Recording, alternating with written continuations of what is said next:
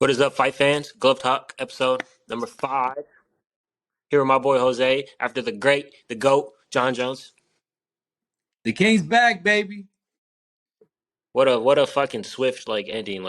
What a drama filled week, and then it just ends just like he's just so dominant. Oh my god, he just fucked him up. But we'll get to that part. We'll start with the first fight. We got Ribovic versus Rads. How do you say this guy's name? Radzabov. Razabov. Dude, his back is fucking diesel. Razabov, his back was when he got the body lock. It was like wraps, but he kept trying to go for the outside leg trip. I think he should have probably tried to do more of an inside leg trip. Yeah, he took the fight on short notice. You could tell that he was getting gassed by the end of the fight. But it was a great way to start the card though. These dudes were swinging, they were grappling, they were doing everything. Ribovic kept trying to go for that Kimura, and he almost had it, and then Radzabov grabbed the shorts to stop him getting it. But I mean, Speaking of the Kimura, he used the Kimura to sweep every bad position he was in. That's kind of cool. I kind of like that. And also when on the feet, he was also he didn't have as much power, but when he would throw volume, he was doing more damage, and he was throwing that body shot. He was doing some damage. With him, I would just say more volume on the feet, throw more, and let your hands go. And for Radzabov, I would say, I don't know. I think he just fought a good fight. Listen, he's the fourth guy in UFC lightweight history to get 11 takedowns in a fight. So that's a good step to carry, man. And for short notice, that was a good fight. Good on him. Maybe set up your takedowns a little bit more. Maybe not get so hungry for a takedown, but I mean, there wasn't too many takedowns where it looked like it was put himself in a bad position. So yeah. Then we had Blackshear versus Basharat. Basharat, I like his brother. His brother's one of my favorite fighters coming up. I think he fights he fights in featherweight. Yeah. But this was a good fight, good technical fight. Yeah, Blackshear had his moments. I think Blackshear could have done more on the ground, but it's tough because Basharat was just getting up every single time, and it just not really much you can do when a guy's that big for that weight class in terms of just strong, good grappler. It was a fun fight. It was a really fun fight. Yeah, two good fights to start the card. Listen, Blackshear, I think his stock goes up a little bit from that. He's had two back-to-back really exciting fights, both of them with chokes that almost finished the fight where the opponent's got saved by the bell. That triangle at the end was nasty, man. Yeah, I'd say for even the first fight and this fight, all four fighters their stocks all got better, even by winning or losing. So this was a great card. I love this card. This card was the whole. I only missed one fight, but I was into the whole thing. And then we got 40-year-old Jessica Penne versus my baby mama Tabitha Ritchie. Bro, she looked good last night. She ran through her like it was nothing. On the feet, on the ground, she just imposed her will. I loved it. Did Penne retire? I wouldn't be shocked, but I didn't see anything about it. But I wouldn't be shocked. Yeah, I think it's time to chalk it up. I mean, Tabitha Ritchie's no joke though. I think I don't know. Them Brazilian girls are fierce, man. That far side armbar to be able to do it, how quick she did it too. That's nasty, man. That was really, really sound technique. I'm impressed. She looks really good, man. To be beating somebody up on the feet and then knowing that they're trying to play. Jessica Penne was trying to stay on the ground and trying to bring her into her guard, thinking that's where she would be dominant. And Richie's like, okay, and it jumps the armbar. So you thought that's where you were dominant, but that's where that's where your ego came into check. And then we had I like Mana Martinez, I like Cameron Simon, but I agree with this win that Simon got here. It was a great fight. He other than listen, the two nut shots that were in the fight, it happens. They weren't intentional. But now it's two straight fights he's had a point taken away, which is a little worrying. It's just a discipline issue. But other than that, Simon, bro, he's got hands. His striking is so fluid. It was really nice to watch. And then on the ground, he starts doing just ground and pound on him over and over. It was a really good fight for Cameron Simon. I see where the hype is now. I see why people hype him up. I don't know what it is about these South African fighters, but they all fight like GSP. It's crazy. They all give me GSP vibes when they fight. Fierce ground and pound, takedowns. Good on the his spinning kicks looked beautiful last night too. I think, yeah, the bantamweight is just stacked. I think that's probably I think that's probably the most stacked division right now. Yes, bantamweight. I mean, you got Sugar Sean O'Malley ranked number 1. And you got all these guys. These guys all would give Sean O'Malley a good fight. Mount and Simon. So, um, you know, it's a good division to look out for. And then we had the the guy who changed his last name to his girls. I have to apologize. Prado versus Song Kinan. I have to apologize to Ian Gary. I was not familiar with your game, sir. I apologize. He looked good last night. But you weren't a fan of Ian Gary before this? Absolutely not. I think he looked very underwhelming his last two fights. But last night, I don't know what was in him, man, but he was on demon time last night. He looked good. He got rocked early, and then to come back and still get the win, Yeah. His fighting spirit.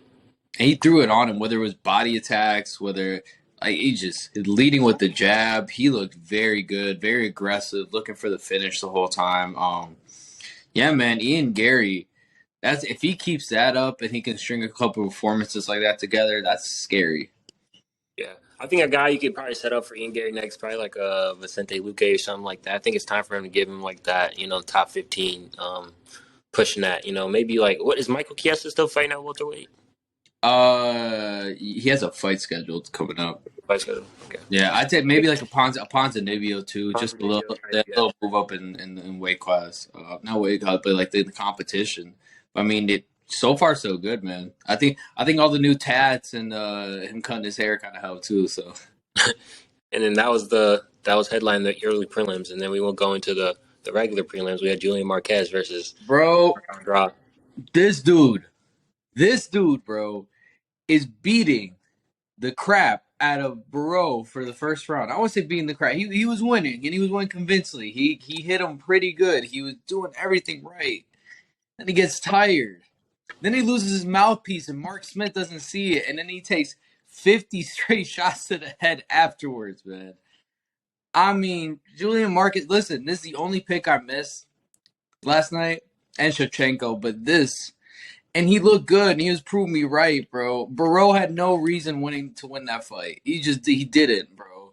It's just Marquez got tired and gassed. I'm very frustrated. Those are like big muscular guys, like that muscle, takes a lot of oxygen to keep them the muscle. Yeah. He just looked dead by the end of the fight, man. I mean, good on Barreau. It's a knockout. Marquez, man, I'm never putting a pick on you ever again. And then we got Viviane versus Amanda Ribas. Amanda Ribas actually, like, even though her chin was up the whole fight and her eyes were wide open, she was actually doing some shit on the feet. And then you got Viviane, who actually came off a good fight against Alexa Grasso, who just beat Shevchenko. So it shows that these girls are actually starting to get their skills up. What'd I say about Hebas, man? What'd I say? It's crazy, but, it benefits her. She goes straight to the top 10? No, she was like number 8, I think. Yeah. I mean, dude, 200 strikes landed. She looked good on the ground, too. It's aggressive. That's the thing. If you're going to be fighting on a pay-per-view, man, you got to be aggressive. That is your time for you having eyes on you to establish, hey, this is who I am.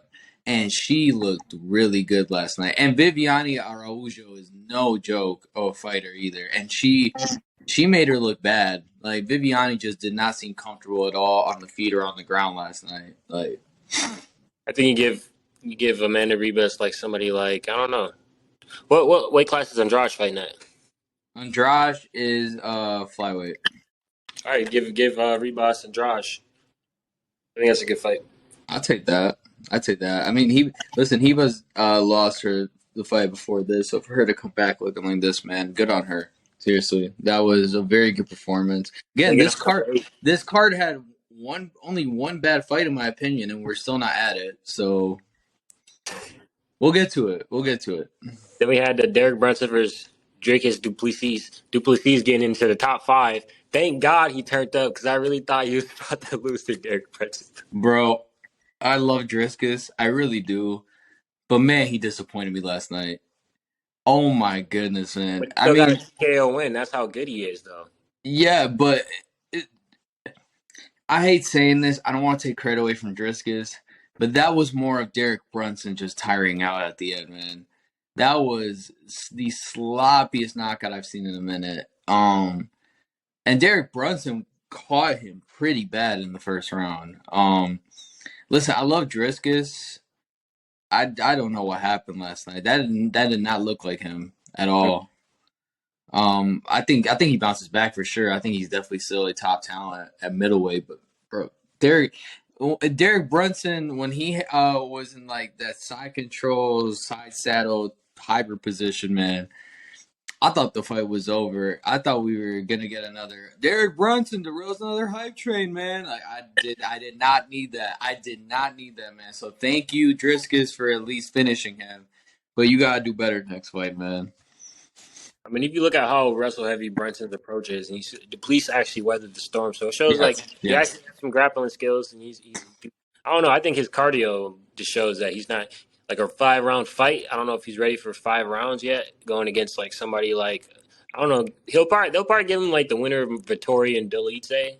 That's something like that because he's not going to get a fight against. He's not going to get a Hamza fight. He's not going to get a Whitaker fight. He's not going to get a Adesanya Pereira fight. He's not yet. Yeah. Give him like the winner of Vittori and Delice, something like that, or give him Belil. Oh, Belil's at welterweight. I'm tripping.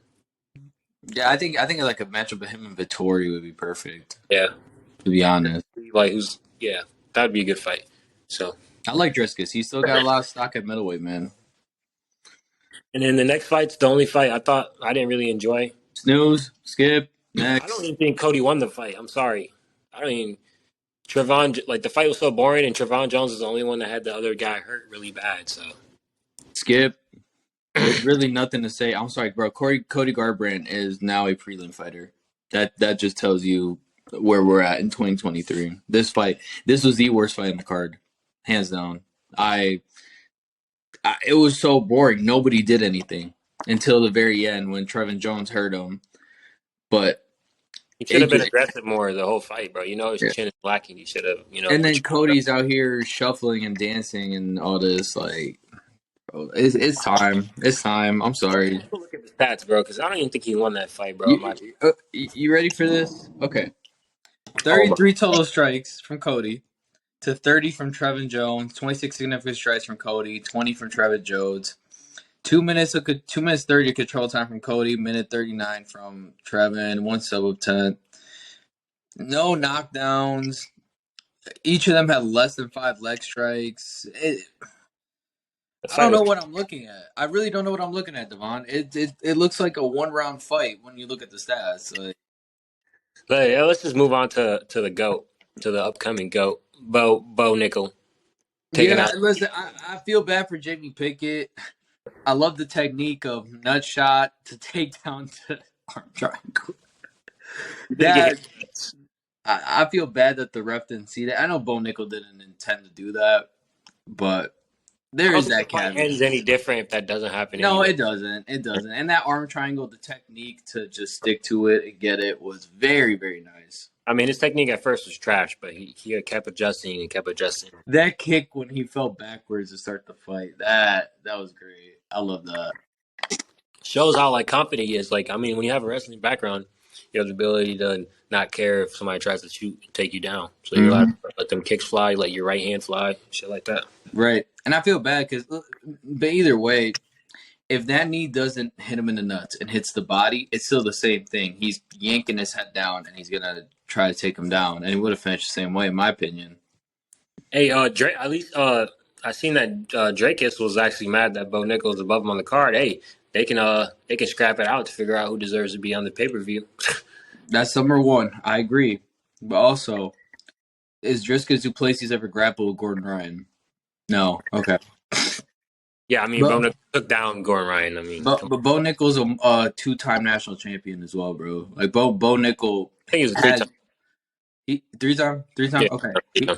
He that's what I'm saying. He's got that pedigree, bro. He's what the UFC has been looking for in an American star since Randy Couture, since Brock Lesnar, since a guy like Ben Askren on crack.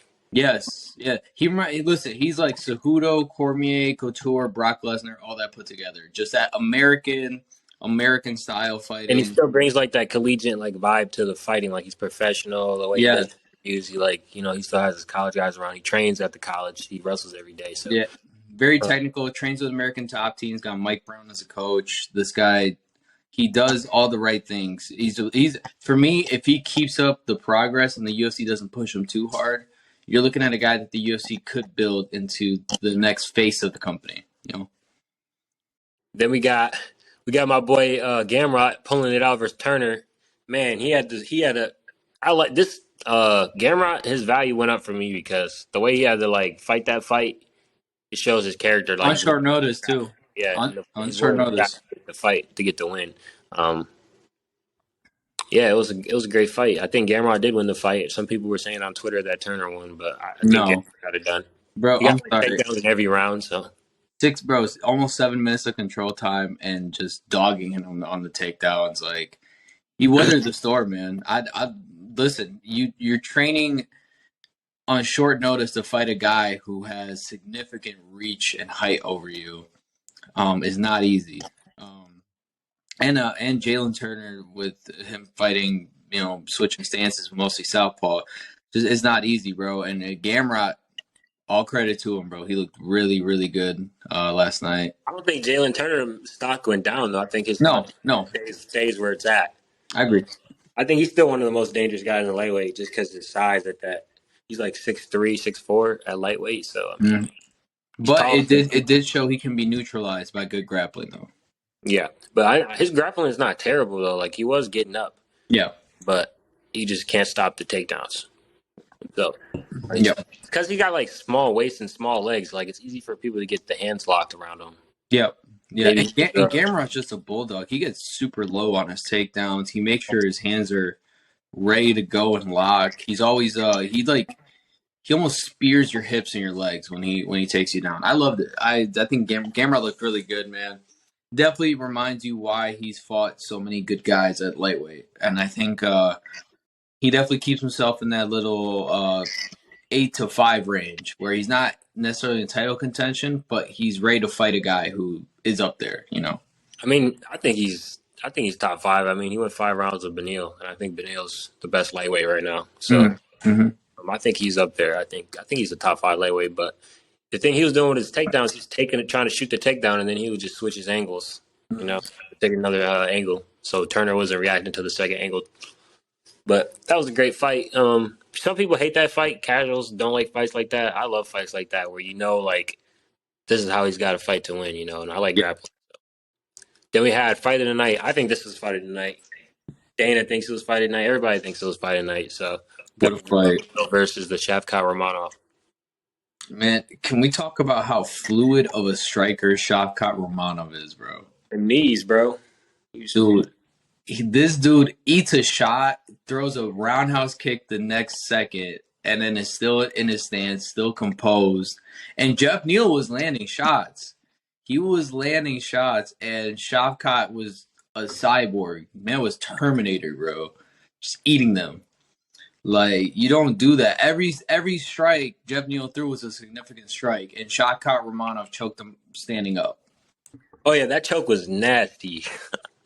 The smile. He smiled afterwards, too, as he's walking away, man. That's a bad man to be doing that.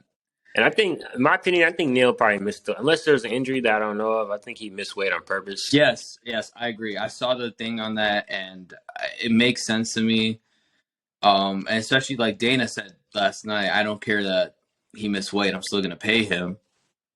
Kind of, I don't know, man. I don't know. I think he definitely missed weight on purpose from what I saw. He did not look injured last night. I think it was more of like, with a fight this big, it put him in a better spot missing weight. And some people will say, oh, that's cheating the way they cut the loophole to do that. But you got to do what you got to do to win. You give up 30% of a purse to fight a guy that can move you up to like top 5 status. You do what you gotta do, bro. That chance, yeah. And he gets $50K out of it. So really, what did he lose? He probably made more off the fight bonus than he would have off of his win money or show money. So yeah, true. Then we had the upset. I don't know if this is the upset of the year so far. Yeah, it probably is. This year, yes. Grasso getting the win versus Valentina with the rear naked choke. The way she like took her back after the spinning back kick, it was so nice, bro. That kick was horrible. That was not the time to throw it. That was not the spot to throw it. And shout out to Grasso for identifying that and taking her back so quick. Like, I don't know if you saw the picture of like when she let go of the choke, the white mark on Valentina's jaw from Grasso's arm. I've been caught in that choke because you do that when you can't get the arm under the chin. Valentina's eating soup today, bro. She can't open her mouth. I'm telling you right now, once the adrenaline wears off, her jaw is going to be shut for the next few days. That was nasty. Yeah, that was. I mean, and Alexa was piecing her up on the feet. I think Alexa Yes. put together a whole good fight. Besides, Valentina was dominating a little bit in top position, but Alexa was still working on the bottom. It wasn't like she was just getting completely Yeah. dominated. Besides that one portion where she almost got put in the crucifix. But Yeah. also, I want to say, do you think when the ref stood him up that affected the fight? Because that was the dumbest stand up I've ever seen. Valentina was in her guard. She was throwing big haymaker punches. She could have did that for the rest of the round, and then she probably would have went on to win the fight, maybe. I'm in the train of thought that if you're not going to take a point away, you don't stand them up.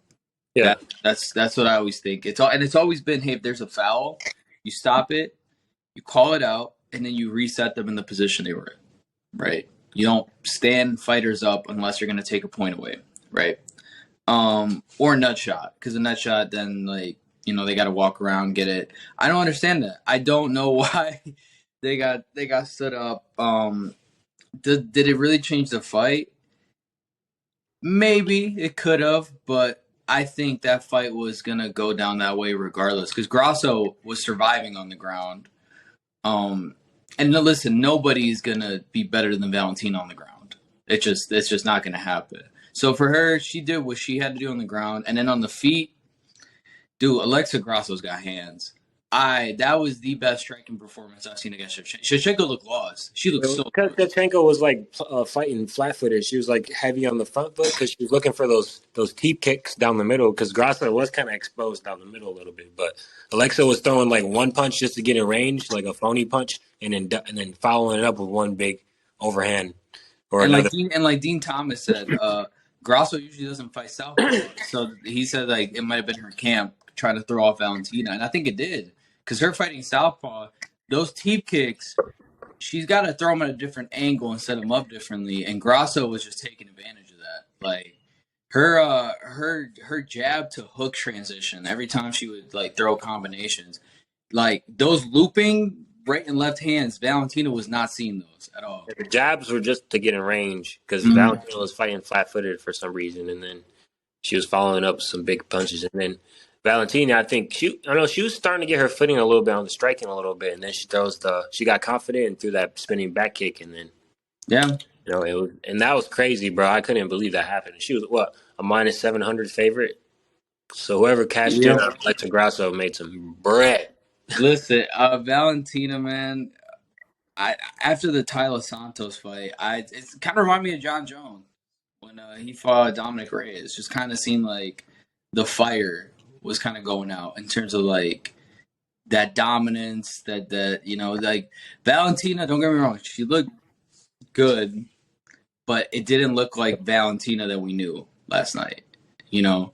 And I think that's when you're that dominant, it's very tough to stay motivated. We saw it with Jon Jones. We've seen it. We saw it with GSP when he beat Johnny Hendrick, but everybody thought he lost. It happens. And listen, Valentina, she either comes back from this with a fire in her and comes back even better, or this might just be the end of Valentina. We don't know, but that's the beauty of the fight game.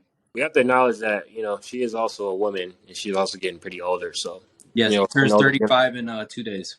Her getting older is going to affect her more than a male. 35 for a male, he's still probably in his prime. For a female, she's probably starting to be on the decline a little bit. No matter what the media be trying to tell y'all. Yeah. Physically speaking, you're 100% right. And listen, Alexa Grasso.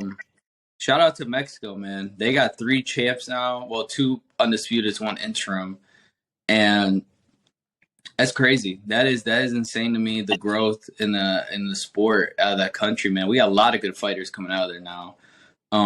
Especially when PI bussing, they gonna have that PI bussing. Yeah, I'm pleasantly surprised, man. This is I think to start the year, this is what the women's divisions needed, was something like this, because now it opens the door. What are you gonna do with flyweight? They're talking about doing a rematch. I'm gonna be honest with you. Does Valentina win a rematch? I mean, yeah, because if she won this fight, I was gonna say do the Wei Lee fight, but now There's no point in doing the Whaley fight. This is the only fight that makes sense for Shevchenko, honestly. Yeah. What other fight? But she likes to travel. She likes to take time off. She's not really a. She don't really fight all the time, so she fights So a if she couple. does take time off, who do you then put against Alexa Grasso? Aaron Blakefield. Already? Okay. I think Aaron Blakefield. I mean, you see how Valentina did it, what she did on the ground to Grasso. I think Aaron Blakefield is. She gets a hold of her. But the thing is, Grasso got the hands though, so it'd be a good. Yes.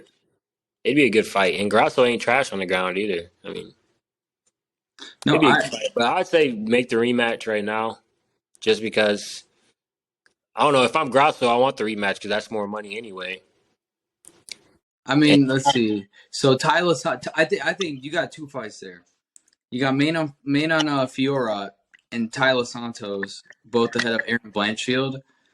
I think Tyler Santos definitely deserves a title rematch. after pulling out her last fight, I think she needs to get a fight in because she just lost.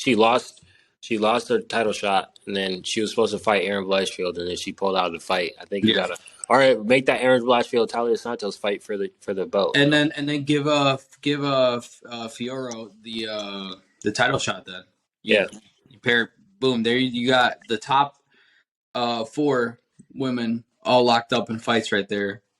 That's perfect, in my opinion. If I'm Grasso, I'd rather defend my title against in a striking battle anyway. Because the way the rankings look right now is obviously Valentina, they have her up here as number 1. That's going to change as champ. But then you got Fioro, Tyler Santos, Blanchfield, Andrade, Chukagian, and then Grasso was all the way down to 6. So this shakes up a lot for women's flyweight. And like I said, it's perfect. This is what we want to start the year. This opens a lot of doors for women's fighting in the next year. Yeah, they're probably gonna probably go Valentina, Talia, Farouk, Blanchfield. Am I missing somebody? Andrade, Right. but I think Andrade. I don't even know what you. What give about the Asian girl? What's her name? Jialing.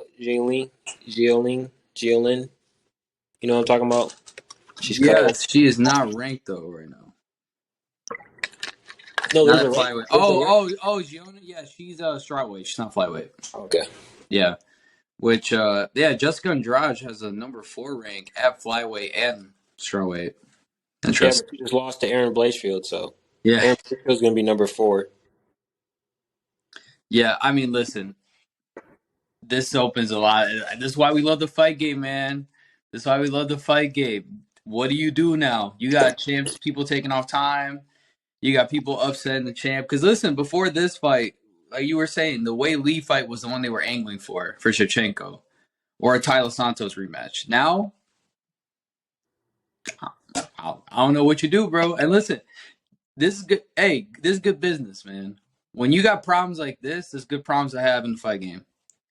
Well, I think with the way the UFC's been moving lately, they're gonna figure out like what time Grasso wants to fight. They're gonna fill out what country they want to fight, and they're probably gonna pick a fighter based on what market they fill. You know, Yeah. if it's a fight in Europe, they'll probably do Shevchenko. If it's a fight in Mexico, they'll probably do like Talia Santos. Stuff like that. Then you had the GOAT returning and make it look easy. Jon Bone Jones taking out Cyril Gane, who has I don't know, bro. He has no grappling skills at all. I'm sorry. I'm gonna take you on a little on a time machine trip here. December 10th, 2011. Jon Jones faced Lyoto Machida. Probably one of his toughest fights that he's ever faced. Machida was piecing him up in the first round. Then Jon grabs him, cuts him over the head, and chokes a man out standing up with a guillotine, right? That showed how bad of a man Jon Jones is. Now I'm going to take you to last night in 2023. Jon Jones, in the words of Dana White, made Cyril Gane look like a little kid. Oh my What God. kind of technique he used? He had his arm under his neck, and then he was using his body weight to push his head down. So usually with a guillotine, when you're on the ground, you want to grab a guy, you want to squeeze your bicep. Obviously, you want to go backwards, kind of a little backwards, but it's mostly just the squeeze.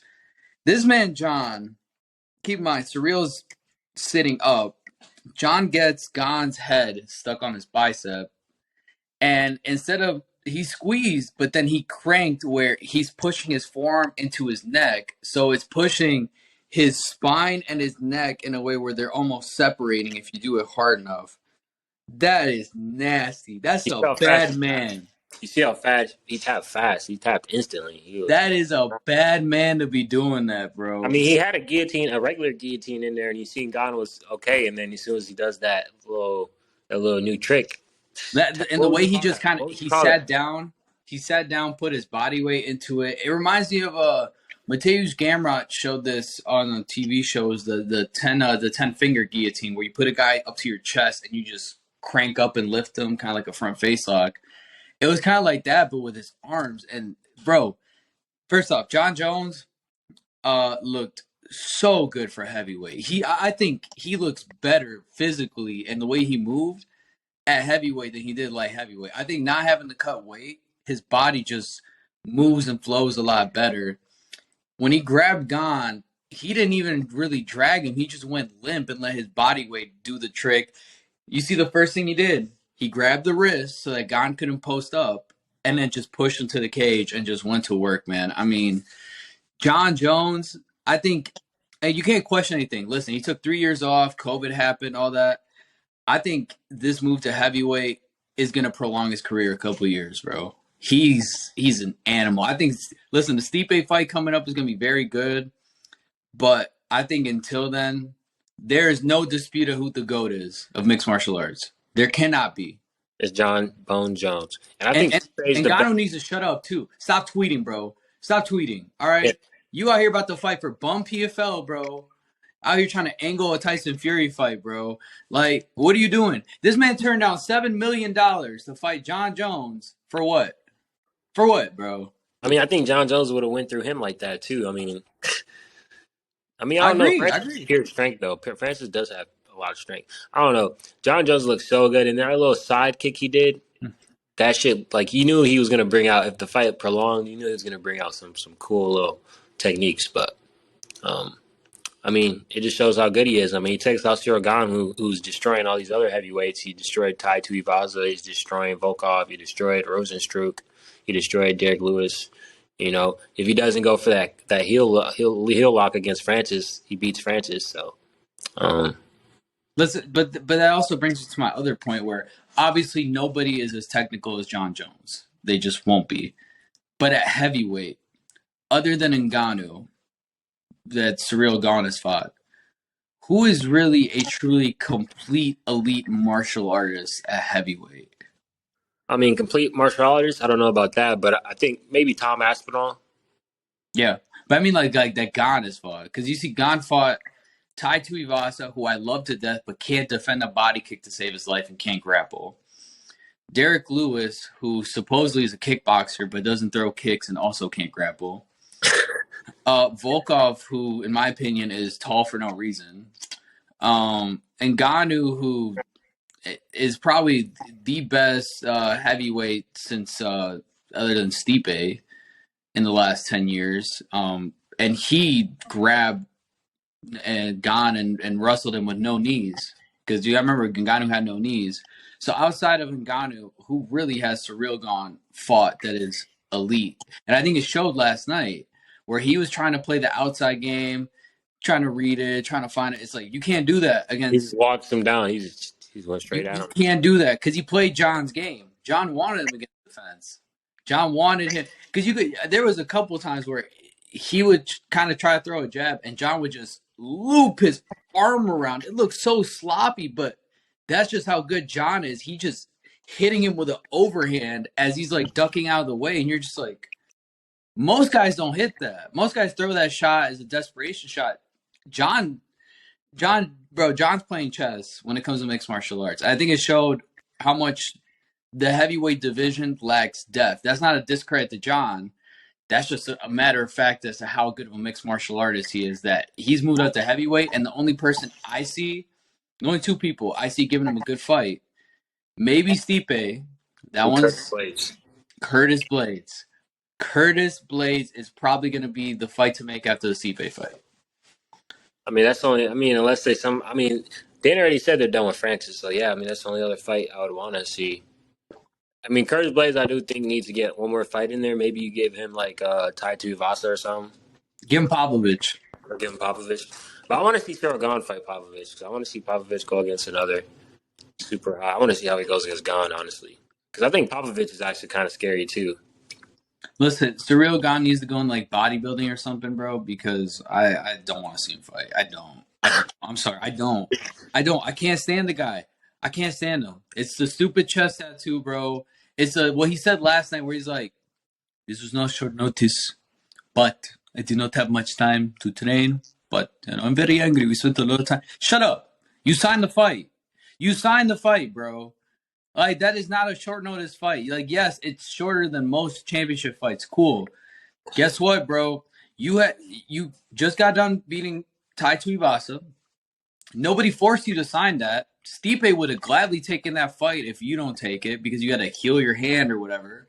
And that doesn't change the fact that you obviously didn't grapple in your training camp, regardless. So that's it. That's my deal with Cyril Gane. He did the same thing with the Ngannou fight. Just throwing excuse after excuse after excuse. Like, bro, for a supremely talented guy, mentally he's gotta stop making excuses. You got beat by the GOAT, bro. It happens. Shut up, put your head down, give him his flowers, and move on. I mean, he probably doesn't get the right kind of training partners out there to train with him. Like, he probably didn't have nobody that could bring him in the kind of Jon Jones feel.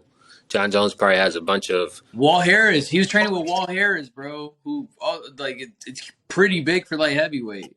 Greg Jackson. We gotta mention that. Greg Jackson was back in Jon Jones's corner.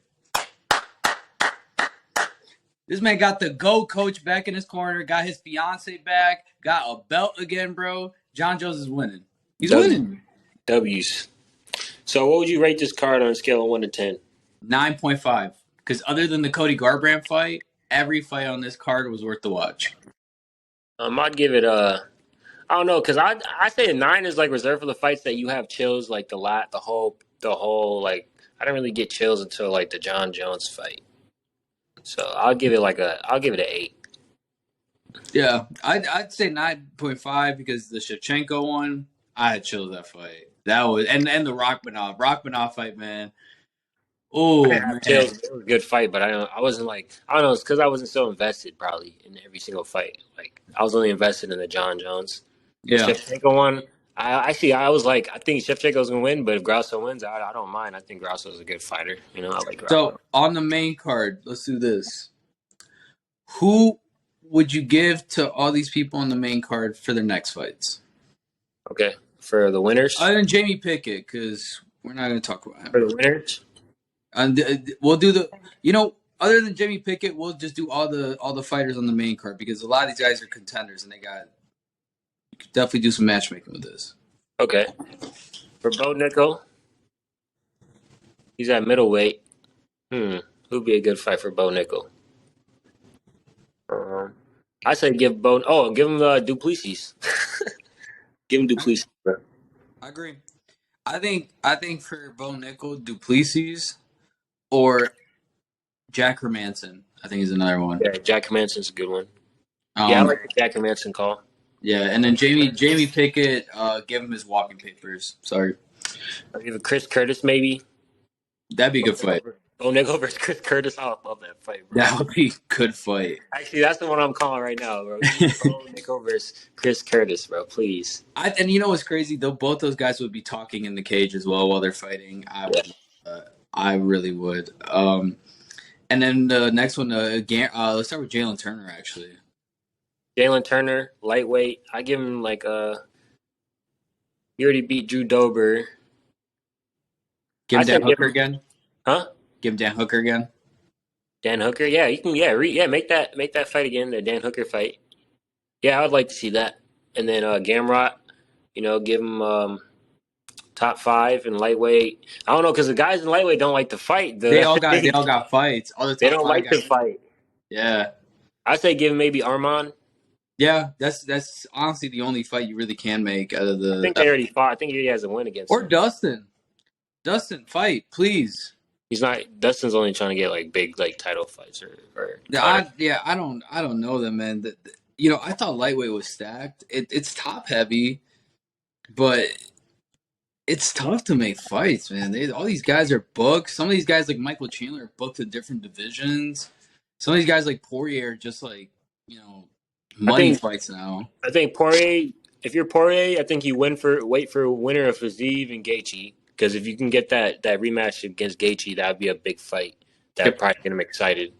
Yep. Even the Fiziev fight will probably make him excited because he's not going to get the Islam fight. I think the winner of Charles versus Beneil gets the Islam fight Yes. because he's Yeah. waiting for Ramadan. So you do that. I think you give Dustin the winner of Gaethje Fiziev. I say you give Gamrot. I don't know, maybe give Gamrot the loser of Gaethje Fiziev. Mm-hmm. That'd be good too. I'd like to see Gamrot versus Fiziev. I'd like to see Gamrot versus Gaethje. That'd be a good fight. And then we're gonna go up to welterweight. We're gonna start with Jeff Neal. Jeff Neal. What was he ranked What was he ranked? He was ranked He's number 7, right above Sean Brady, who is the guy I want to see him fight. Yeah. Give him Sean Brady. Sean Brady coming off the loss to Belil Muhammad. And I think, hey, Shavkat, you can give him Belil, you can give him Kobe Covington, you can give him Hamzat, you can give him anybody. Hear me out. Hear me out. I love this guy. I don't want to feed him to the wolves. Wonder Boy. Okay, Wonder Boy, yeah. Because I love Wonder Boy, but I would also hate to see Wonder Boy get destroyed. Which You could also give Jeff Neal Kevin Holland. No. Kevin Holland needs to no. Because here's my thing with Kevin Holland, man. After the Wonder Boy fight, mentally he's just not in the fight game anymore. He'd be making bread. Yeah, for no man made $200K just to become the training dummy for Wonder Boy, which I had fun watching. Don't get me wrong, but it's bad business. Man had half his hair done. Like it's just, like, come on, bro. I mean, yeah, listen, Rachmanov, bro, definitely. I think Bilal is one they could shoot for, but Bilal and Colby is one they're trying to finalize right now. Please make that fight. And then you got Gilbert Burns fighting Jorge. That one's kind of out of the picture. Or listen, Rachmanov versus no, because Sean Brady's coming off a loss. You can't really make that. No, I think Sean Brady goes against Neal. Yeah. Welterweight's a weird one. There's the top guys are either locked up in fights or just like holding out on each other right now. I think Wonder Boy's the only free one, actually, if you think about it. Yeah, let them headline a fight night card. No, I'd watch that. Yeah, I know for sure. And then going up Shevchenko. Just wait for the. You know what? Give Shavkat Jack Madonna. Oh, Jack Della Maddalena. Ooh. Yeah. Ooh. I like that. I like the way you think. I think Jeff Neal could probably fight Neil Magny too, or something like that too. He already did. He lost. Yeah, he already did. He lost. This man lost to Neil Magny, bro. I'm sorry. If you lose to Neil Magny, bro, what is wrong with you? I know, man is 6'3" for no reason, bro. Sorry. Let me relax, bro. How are you 6'3", bro, getting choked out by nothing? No, yeah, sorry. We respect the professionals. We respect the professionals, man. Except when they waste their talent. Anyway. And then we got Shevchenko Grasso. I think you just make that rematch. In my opinion, got to make the rematch. Cyril Gane, I think you give him Pavlovich or Tom Aspinall. Mm-hmm. And then I think Jon Jones either fights Stipe or Curtis Blades. There's only 2 fights I want to see him fight. So Stipe is going to happen in July, they announced, for International Fight Week. So that's going to be awesome for the summer. The question is, do you put Cyril Gane on that card as well and give him Pavlovich? I'm telling you, they need to do Gane versus Tom Aspinall. They need to get Tom Aspinall in his title picture. I think Tom Aspinall has that leg injury. I think he's one of the better. I think the heavyweights it goes Jon Jones, Stipe, Tom Aspinall or Curtis Blades. I don't know who's better. That's what I think is number 3. Maybe even Sergey. Mm-hmm. No Pavlovich? Pavlovich? I mean, that's Sergey. Sergey Pavlovich. Oh, yeah, okay. But, I mean, I know Tom Aspinall's coming off his injury. I don't know what they're going to do with Tai Tuivasa because they got him splitting Curtis Blades and Aspinall right now. And I think the fight to make is Curtis Blades versus Pavlovich. Let Cyril kind of take a seat for a little bit and then do Stipe versus Jon, in my opinion. And I think Cyril versus Tom I think Cyril versus Tom is just the best fight. I think Surreal is in kind of like a Max Holloway situation in a sense, like, and Robert Whitaker, where they've had so many title fights back to back to back, where it's like you can't give him another one, and he's Yeah, doing. You can't. do something crazy like against a good some competition. So. Um, Yeah, That's what I'm saying. That's those only heavyweights. I mean, the other heavyweights, I don't really want to see anybody else get a title shot anytime soon. yeah. Jalen Almeida is the only surging heavyweight in the lower tier. Everybody else is coming down. Everybody else is losing. Chris Dawkins has been losing. Derek Lewis has been losing. Rosenstruck coming off a knockoff win, but he's been losing. I don't know how Rosenstrike is still ranked. I mean, he's got that knockout win. Who did he just knock out? Dawkins? Yeah, I think it was Dawkins. Yeah. Also, yesterday, some news about last night. They sat Jamal Hill and Yuri together in the fight, and they agreed to a fight, and they did the face off last night. I can't wait. That's gonna be good. People were like screenshotting the picture of them facing off and like talking shit about Jamal Hill's belly. And I'm like, Jamal Hill is gonna get the dub. I'm telling y'all, we rock with Jamal Hill on this podcast through and through. Bro, to the people that talk about his shape and all that are the same people that thought Jon Jones came in fat for this fight. Are the same people that thought that Daniel Cormier was unathletic. Like, bro, listen, body build is important in the way that people don't think. Casuals think it's just abs.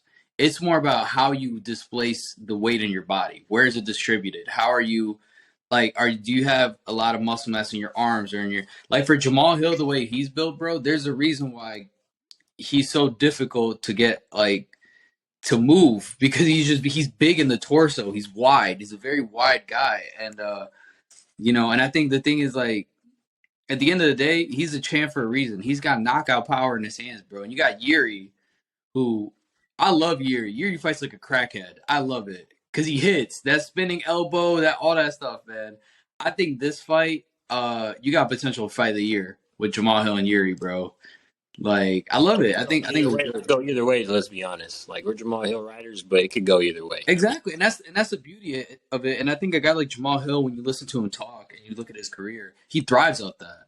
I think he's one of the few guys I've seen in the last few years that doesn't shy away from fights he could lose. He embraces it. He wants those tough fights. Don't get me wrong, he's gone through adversity. The Thiago Santos fight, he came in injured, and Santos took him down, and he still found a way to win.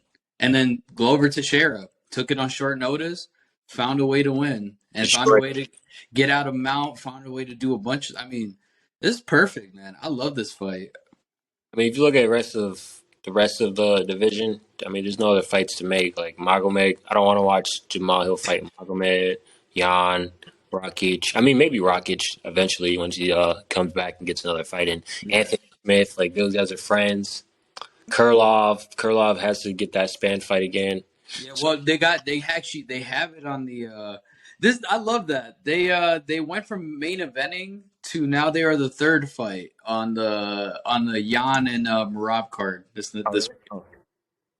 I love that. I love the way they did that. I mean, let me see the fight. Let me see the card. So we're gonna head to that actually. The UFC Fight Night, Piotr Jan versus Merab Dvalishvili coming up this weekend. Not at the Apex, at the theater at Virgin Hotels in Vegas. I love that they're gonna get a crowd for this actually. Oh, they got a bunch of Nurmagomedovs on this card. Attack of the Nurmagomedovs. And there's a Nurmagomedov fighting on Friday against Benson Henderson. Umar is. Oh, they got Tyson Nam versus Bruno Silva. That's gonna be a good fight. Carlson Harris against Nurmagomedov, the first fight. That's gonna be an interesting one. Oh, don't sleep on the girl fight, Ariane. Yeah. The queen of violence, man. She's cold. I love her, man. There's Davey Graham fighting a Sunsao. I like the way Davey Graham fights, man. He's aggressive. I like Mario Bautista. He's a good fighter. He's an aggressive fighter. Anton Turkalj, he looked really good. His last fight, I liked him. This nickname's a pleasure, man. He lied. Listen. I lied. Didn't look good. What am I talking about? That's why I remember Turkalj. Remember the Gelton Almeida, the standing arm triangle? Oh, that's him. Yeah, he's fighting an undefeated Brazilian guy, bro. GG's in the chat. Win win by submission, 100%. Bro, Turkov, I did not mean. I apologize saying you look good. What I meant is Turkov against Gelton Almeida just ate that submission. Like, did no resistance at all. I'm interested to see. The man nicknames himself the Pleasure Man. I don't know if that's a nickname you want to have when you're doing mixed martial arts. This is my fight of the night though. Is going to be the Saeed versus the Jonathan Martinez. That's going to be fight of the night, bro. Yeah, but we all know how that's gonna end. Oh, Bro, he's just gonna take him down over and over and over. He just has hands though. Don't sleep on Jonathan Martinez, bro. Listen, I've learned those Dagestani and Chechen guys. Once you see the beard with no mustache, you can't bet against them. Bro. I'm sorry, you can't. You know how it's gonna be. You're just gonna take him down. He's gonna wrap his legs. He's gonna pound him out. Like, it's just, unfortunately, that's part of the game. This Ramos Lingo fight looks interesting to me, in my opinion. Lingo coming in as an underdog, that might be a sleeper pick right there. And then for the third fight, right under the co-main, Krylov and Span are fighting. Yay, I guess. Yeah, we'll just see. And then Volkov versus Romanov, battle of the gatekeepers. Romanov's only got one loss, man. Come on. I mean, I see what you're saying, though. Volkov, again. Volkov is literally tall for no reason, in my opinion. I mean, after the Derek Lewis fight, that's when kind of where his stock goes down. Like, and listen, they both are even right now, actually, in the odds, which is interesting to me. I would have taken Romanov as a favorite. Then you got Jon versus Merab. Damn, I don't know who to pick for this fight. And Merab's an underdog. I might have to throw a pick at that. Yeah, he's a -200 favorite. Yeah, that might be a fight where whoever is the favorite, you bet on the other guy because the other guy has a possibility. I think Merab's a safe pick. Yes, because the thing is, Merab's striking isn't the greatest, especially compared to Piotr. But I think Merab is probably the best grappler at bantamweight. Besides Cejudo and Aljamain. Yeah. Well, now Cejudo's back. I think in a way his grappling's better than Aljamain. I'll be honest. I think Aljamain's jiu-jitsu is the best in the division. I think Merab's wrestling is hands down the best at bantamweight. He grabs guys and just deletes their offense every time. And I think Piotr did the Jose Aldo. Yeah, he did the Aldo. I think with Piotr Jan, one thing Piotr Jan does struggle with that I've seen is distance. Not really good at managing distance because he likes to fight in the clinch, but that's come to bite him against Sean O'Malley and Aljamain. That's what really killed him against Aljamain, was not having distance. I think Merab thrives in the clinch as well. So, and Merab's another one. Fights like a crackhead. This dude's talking the whole time, eating shots, smiling, and he got the little Georgia tattoo now on his chest, man. So he's extra motivated. I would love to see a fight against him and Cejudo. Either of these guys win, you got to do Sean O'Malley against the winner Cejudo Aljamain. Yes, but technically you have to, even though Sean O'Malley's kind of lost his buzz in my opinion right now. And also, is Sean O'Malley really the number one contender off a fight I thought he lost against Piotr Jan? I don't know, man. I thought he won the fight, but it was close. It was close, and that's why I say it was probably too close. I'm just looking at damage, Yeah, it was too close to be a number one contender fight. When it's close, I look at damage. Yeah, I agree. That's what I'm saying. It was too close to be a number one contender fight, in my opinion. If Merab wins, you have to give Merab a title shot if he wins. He's run through bantamweight like nothing. So but what if Aljamain wins? Aljamain's just gonna vacate belts. They're gonna give Merab Sean O'Malley or what? The rumor right now is that Aljamain's gonna vacate regardless. I see it. Him at bantamweight is a big cut for him. He walks around, I think, like he said, 170, 175. Like, he's a big boy for bantamweight. I think he vacates regardless. But I think this fight, Piotr Jan needs a win. That's the biggest thing. Piotr Jan needs a win so bad, man. Can't have 4 straight losses. No, you can't. And listen, they haven't been horrible losses other than the Aljamain one. But listen, so he beat Sanhagen, yes, but even then, that fight was Close. it was very close. I don't know, man. It's a good card though. It's a really good card coming up for a fight night, which I'm not complaining about. We haven't had a good fight night card in a minute. Again, the only fight that I'm not interested in watching in the main card is that stupid Ryan Spann Krylov fight. That bro, I can't do it. Ryan Spann, I try to watch his old fights, and it's just so frustrating how for so much talent the guy just loses all discipline. Yeah, sorry I'm going off about Ryan Spann. It's a Superman tattoo. That's what it is. It throws me off, man. Yeah. You hate the Superman tattoo, bro. Shit, corny. Yeah, it is. But yeah, no. Not really much other news right now. Chandler did an interview about how tough was going, and he said, the fight's going to be in he's not even in the pool yet, and it's March. So if he waits now, it's going to have to be in October. So we're not going to get this Michael Chandler Conor fight to the end of the year. Listen, which kind of brings me to last night with Jake Gyllenhaal doing recording for Roadhouse or whatever and filming for that. Because him and Conor were sitting next to each other during the fight, and bro, I don't know what they did to Conor, man. That's not Conor McGregor. Oh my gosh, he has to be walking around to like 205, 210 right now, bro. He's jacked. Bro, you look at his face, like, when guys cut weight, their cheeks kind of sink in, bro. He went from looking like a prisoner of war at 145 to bro looks like a villain in a Bond movie now. I don't understand. Yeah, this girl massaging him while he's just on camera. That shit. Yeah, it was. Everybody was making conspiracies. It was D. Devlin. It was his wife. But still, that's the kind of stuff and like some Scarface cocaine dealer narco type stuff, bro. Like the open shirt getting your chest, like, bro. Conor is living his best life. The steroids changed the man, bro. That he took those horse tranquilizers, bro. Like he's a bro. Listen, he looks huge. But that's the question now, though. When is he gonna get in the USADA pool? Are they gonna do the exemption? Because they can do an exemption for him. I wouldn't be a fan of it, but they can. Yeah. Yeah, bro. I mean, Taylor said he didn't care if they did an exemption for him. So if the guy he's fighting doesn't care, I say make it happen. The fans just want to see the fight, bro, as soon as possible.